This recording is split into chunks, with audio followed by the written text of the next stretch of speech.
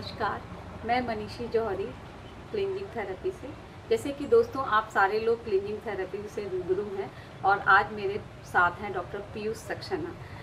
North Korea एक ऐसी जगह है जहाँ के नाम से रोमांच आ जाता है और यही रोमांच मुझे नॉर्थ कोरिया तक खींच के ले गया। मैं शुरुआत से बताता हूँ कि मैं क्यों गया नॉर्थ कोरिया। बहुत सारे कंट्रीज देखने के बाद मुझे लगा कि why not North Korea. North Korea सीधे सीधे नहीं जा सकते। नॉर्थ कोरिया खाली ग्रुप टूर्स परमिटेड है। वहाँ की गवर्नमेंट ने कुछ पैसा कमाने के लिए और दूसरा उनके सरकार और उनके एडमिनिस्ट्रेशन के बारे में बाहर की दुनिया को थोड़ा बहुत पता चले, इसके लिए कुछ टूर ऑपरेटर्स को लाइसेंस दिए हुए हैं। 3 टूर ऑपरेटर्स को दिए हुए हैं। ये लंदन बेस्ड है। तो इनको एप्लीकेशन डालनी होती है up to 1 month in advance before the date of schedule departure, और पेमेंट करना। तो काफ़ी सस्ती ट्रिप होती है नॉर्थ कोरिया। हाँ, काफ़ी सस्ती। तब भी 2 लाख रुपए मेरे ख्याल से मेरे लग गए थे, ऑल इंक्लूसिव। डायरेक्ट फ्लाइट नहीं जाती है, बॉम्बे टू बीजिंग और बीजिंग से प्योंगयांग। बीजिंग से प्योंगयांग दिन भर में 2 फ्लाइट है। एक एयर चाइना की है और एक कोरिया एयर की है। प्योंगयांग में कस्टम चेकअप जबरदस्त, इतना मैंने किसी कंट्री में नहीं देखा। ये चीज़ बहुत ध्यान देने की है। और चेकिंग इतनी ज़बरदस्त है कि बाकायदा पेन ड्राइव, मेमोरी कार्ड ये सब लेके उसको डाल के 45 मिनट लगता है। और एयरपोर्ट पे बिल्कुल सन्नाटा था क्योंकि फ्लाइट तो है ही नहीं। नॉर्थ कोरिया में इंटरनली ट्रेवल के लिए 5 एयरपोर्ट है। तो वहाँ फ्रीक्वेंट ट्रेवल नहीं है, बिजनेस पर्पस के लिए भी नहीं है और टूरिज्म के लिए भी नहीं है। लेकिन तब भी लोग आपस में मिलते जुलते हैं। और एक नियम तो समझ लीजिए, जो टूर ऑपरेटर है वो आपको डिटेल्ड इंस्ट्रक्शन देने वाले हैं और उन डिटेल्ड इंस्ट्रक्शन को आपको फॉलो करना है और उनको फॉलो ना करने की सजा कुछ भी हो सकती है। मैंने देखा था कौन कौन से ऑफेंसेस वहां पे सीरियस है। सबसे पहला ऑफेंस जो बहुत सीरियस मानते हो लोग, किसी भी फॉर्म में उस देश की या उनके राजा की बुराई करना, क्रिटिसाइज करना। तो एक तो ये कि क्रिटिसाइज नहीं कर सकते, उनके झंडे को बराबर रिस्पेक्ट दीजिए और क्रिश्चियनिटी को प्रमोट मत कीजिए। क्रिश्चियनिटी को प्रमोट करेंगे, इसको वो बहुत सीरियस ऑफेंस मानते हैं। कुछ नहीं, आम आदमी वहाँ पे ठीक ठाक, कोई खास फर्क नहीं। चीनी टाइप के दिखते, थोड़ा सा चीनी से फर्क दिखते हैं। पहली चीज जो मैंने देखी कि रोड पे ट्रैफिक में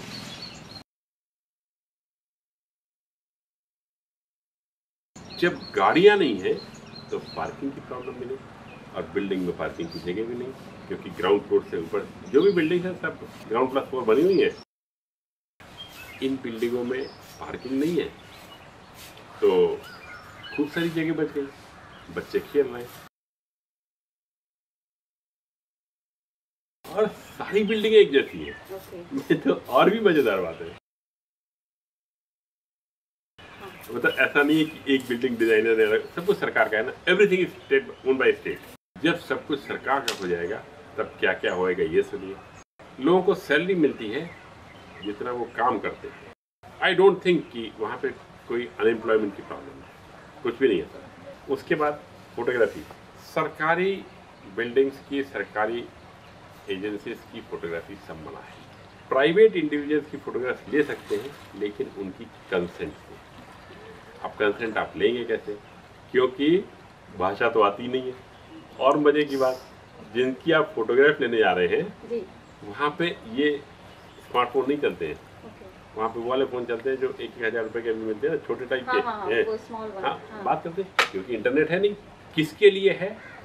टॉप साइंटिस्ट के लिए, ठीक है, टॉप मिलिट्री मैन के लिए और टॉप पॉलिटिशियंस के लिए, एंड दैट्स ऑल। और उस कंट्री में साइंटिस्ट की वैल्यू बहुत ज़्यादा है। ये भी एक समझने की बात है। साइंटिस्ट वहाँ के अपर एलीट क्लास में है, उनके पास गाड़ियाँ भी हैं। और मेरे ख्याल से पूरे प्योंगयांग में 500 के करीब कारें होंगी, दैट्स ऑल। ऑफेंसेस के लिए सजाएं सख्त है और पब्लिक एग्जीक्यूशन है, होता है वहाँ पे। और जब सजा दी जाती है लिंचिंग की तो वहाँ पे जनता को बुलाया जाता है और आना जरूरी होता है, और अगर जनता नहीं आ रही है तो ये भी एक ऑफेंस है। वहाँ पे अगर किसी ने सिगरेट फेंकी तो उसने तो ऑफेंस किया ही किया।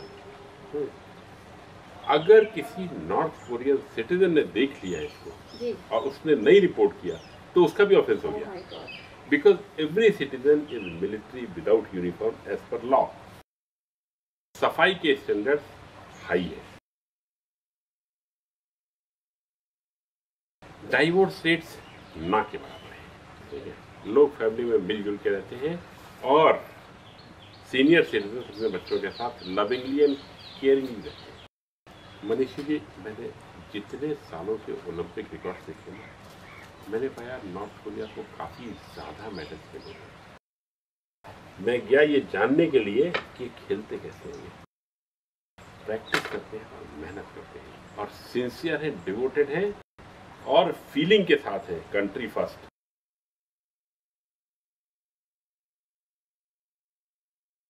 मैं एक केजी के स्कूल में गया था, मैंने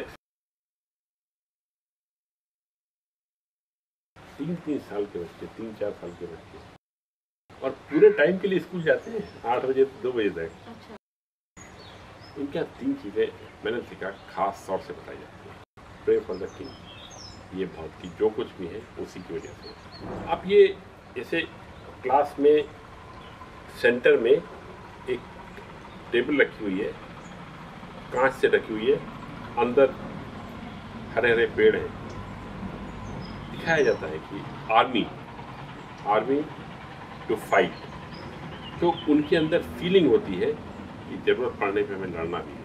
तो केजी की क्लासेस में 2 फीलिंग मैंने बताई है आपको, प्रे फॉर द किंग, दूसरा कभी भी लड़ना है, तीसरी है म्यूजिक। इनको म्यूजिक की अच्छी खासी जानकारी होती है and this is the music which sends them to choreography. इन लोगों को मैजिक के बारे में कुछ नहीं पता। हुआ ये कि मैं एक और होटल में गया था एक्सटेंडेड टूर पे, तो वहाँ के गाइड मुझे घुमा रहे थे। मैंने रास्ते में कार में उसको 2 ट्रिक दिखा दी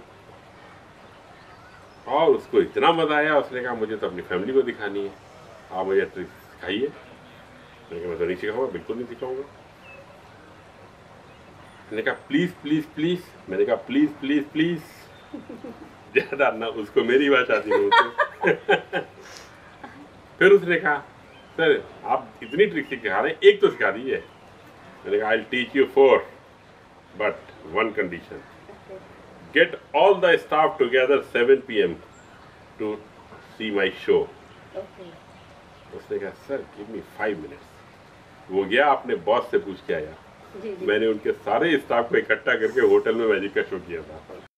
तो बहुत ही बढ़िया बढ़िया एक्सपीरियंस है, जितना सोचे उतना कम है। हाँ, एक खेती का बताऊंगा, खेती का क्या हुआ। खेत अगर किसान का है तो किसान खेती करेगा, अगर खेत किसान का नहीं है तो खेती कौन करेगा। तो मैंने पूछा भैया ये होता कैसे है।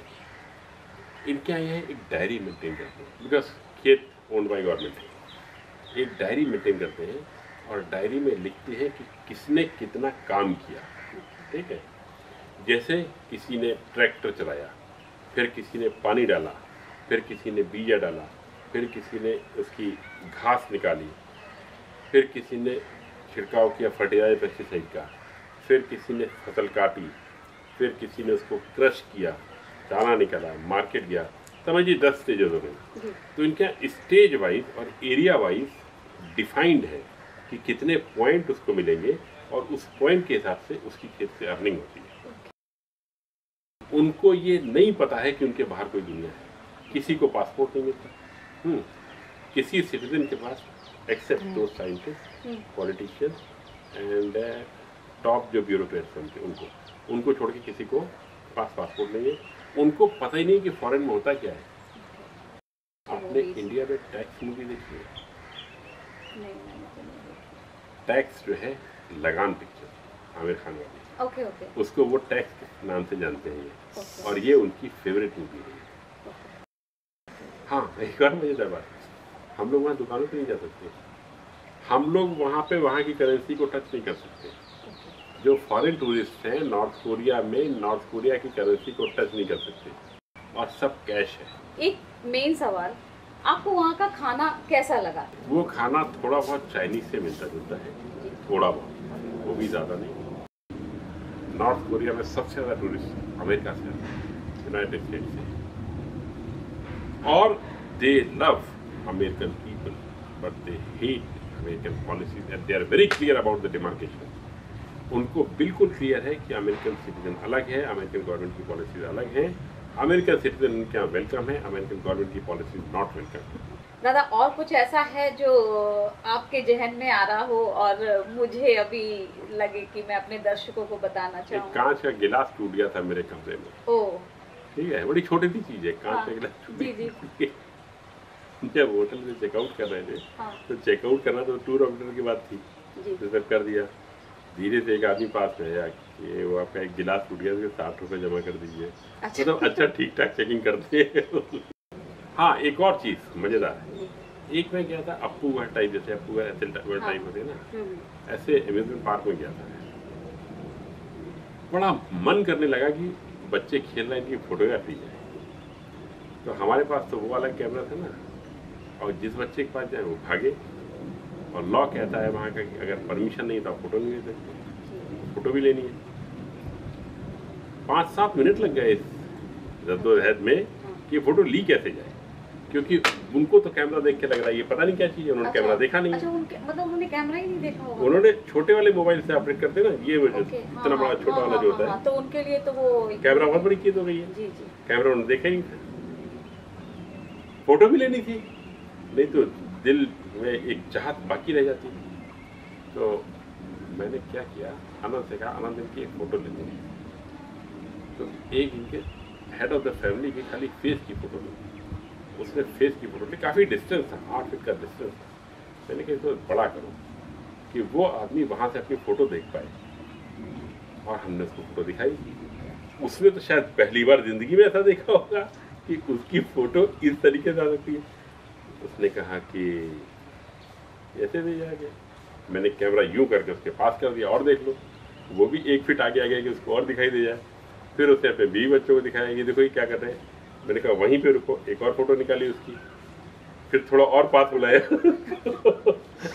अब उन लोगों को मजा आने लग गया कि ये कौन सी चीज़ है जिसमें फोटो आ जाती है। फाइनली हमने उन सब के साथ बढ़िया ग्रुप फोटो खिंचाई, और बहुत मजा आया इस चीज में भी, हर चीज में।